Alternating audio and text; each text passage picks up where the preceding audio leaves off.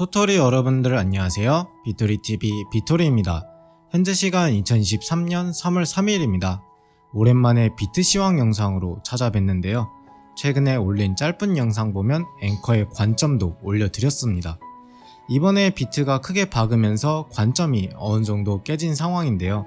아쉬운 마음은 뒤로 하고 왜 이번에 비트가 박살이 났는지 그리고 다시 상승할 힘이 남아있는지 체크해보려고 합니다. 영상 끝까지 시청해 주시고요. 구독과 좋아요 한 번씩 부탁드리겠습니다. 영상 시작하겠습니다. 거두절미하고 사람들이 생각하는 비트코인의 하락의 이유와 제가 생각하는 이유부터 말씀드리겠습니다. 우선 많이들 언급되는 실버게이트가 있는데요. 다양한 암호화폐 기업들에서 실버게이트에 대한 손절을 치는 움직임이 포착되었다고 합니다. 그리고 이는 뱅크런 가능성까지 제기되고 있는 상황인데요.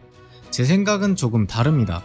실버게이트 이슈는 그저 재료일 뿐이고 비트코인은 내릴 때가 되어서 내리는 상황이라고 생각합니다. 하지만 차트를 보시면 아시다시피 정말 말도 안 될 정도로 정확한 라인에서 지지를 받고 반등한 상황입니다. 하지만 반등 직후 횡보나 반등에 대한 거래량이 크지 않아 아직 제대로 된 반등이라는 판단이 안 서는데요. 왜 사람들이 실버게이트의 이슈가 이번 하락을 야기했다고 생각할까요? 이야기를 이어가기 전에 우선 실버게이트가 뭐하는 곳인지 알 필요가 있습니다. 실버게이트는 미국의 여러 은행 중 하나입니다. 그리고 우리나라의 농협처럼 가상자산에 대해 어느 정도 열려있는 은행이며 세간에서는 친가상자산 은행으로도 불립니다. 이런 실버게이트의 재정 능력에 대한 우려가 촉발된 것부터 시작되는데요. 실버게이트와의 거래를 중단하는 기업들이 늘어나고 있다 합니다. 실버게이트 캐피털은 뉴욕 증시에 상장되어 있는 만큼 자금 압박으로 인한 재정 문제의 여파는 상당한 편입니다. 실버게이트 캐피털의 주가는 58% 가까이 폭락했다고 하는데요. 원래 실버게이트 문제는 지금 촉발된 것이 아니라 사실 예전부터 있었던 문제였습니다. 하지만 이제 와서 갑자기 이를 문제 삼는다는 것은 타이밍이 좋았죠. 엄밀히 따지면 타이밍이 좋았다기보다는 그냥 끼워 맞췄을 가능성이 높습니다. 어찌됐건 실버게이트 주가가 폭락하자 실버게이트발 위기가 크립토 시장 전체로 퍼질 수 있다는 우려 때문에 비트코인이 급락했다는 설이 유력하긴 합니다. 왜냐하면 많은 코인러들이 FTX발 위기가 암호화폐 시장 전체로 퍼지면서 급락세를 만들어낸 것을 직접 목격했기 때문이죠. 지난 1년간 크립토 역사에 새로운 획을 그어버린 정말 많은 위기들이 발생했었습니다. 루나와 테라같이 코인발 위기부터 FTX처럼 거래소발 위기까지요. 지금 실버게이트의 문제는 따지고 보면 FTX발 위기의 연장선입니다. 온갖 문제들이 FTX발 위기의 연장선인 경우가 정말 많은데요. 실버게이트에게 FTX 붕괴에 연루된 혐의를 조사한다는 발표가 뜬 직후 암호화폐 기업들이 관계를 축소하거나 완전히 종료하겠다고 했거든요. FTX 붕괴에 연루되었다는 혐의를 조사한다는 의미는 깊은 속뜻이 존재합니다. 바로 미국 법무부의 직접적인 조사가 이뤄질 것이라는 건데요. 범죄 수사 대상이기도 한 FTX 전 CEO인 샘 뱅크먼 프리드가 실버게이트 암호화폐 은행의 계좌를 보유하고 있습니다.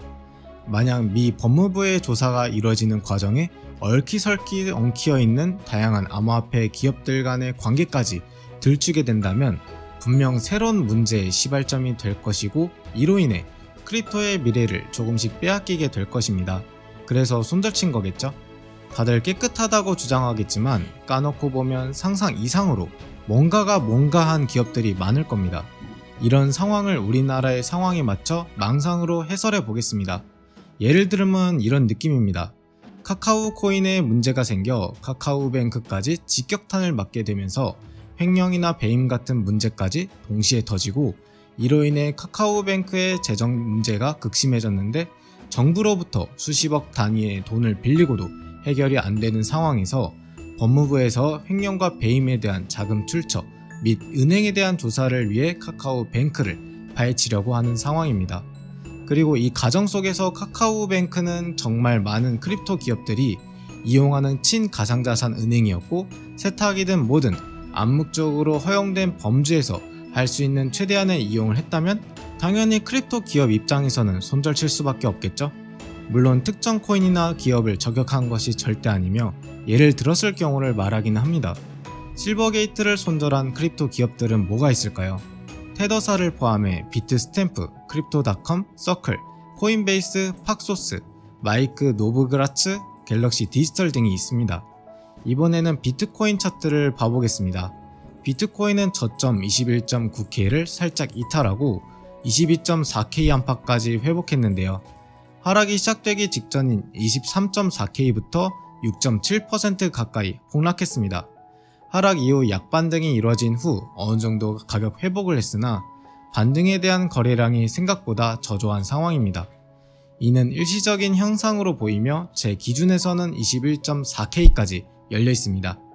일봉 차트 기준에서는 단기 이평선과 중기 이평선 간의 데드 크로스가 발생하고 있기 때문에 장기 이평선이 충분하게 올라왔을 때 한 번 더 정배열로 재전환이 이루어져야 한 번 더 상승을 기대해 볼 수 있을 것 같습니다. 일봉 차트로 보게 되면 비트코인의 차트는 상당히 많이 올랐고 지속적인 상승세를 보여주고 있지만 RSI를 보면 계속해서 고점이 낮아지고 있는 것이 확인됩니다. 시기적으로는 적어도 5일 안에 다시 한번 가격을 회복할 가능성이 있지 않나 싶지만 늘 그렇듯 뻔히 보이는 자리를 주지 않고 안 줄 것 같은 자리를 주는 비트코인이 과연 다시 한번 상승을 해줄까 의문입니다. 이번에 상승하더라도 25.2K를 뚫지 못한다면 마지막 상승이 될 가능성이 높습니다. 그리고 직전 매물대인 23.7K 안팎을 돌파해줘야겠죠? 특이사항이 발생한다면 토리월드에 최대한 빠르게 전달해 드리겠습니다. 한 주간 고생하셨습니다. 항상 토토리들을 응원하는 남자 비토리였습니다. 구독과 좋아요는 저에게 힘이 됩니다. 영상 끝까지 시청해주셔서 감사합니다. 비토리TV였습니다.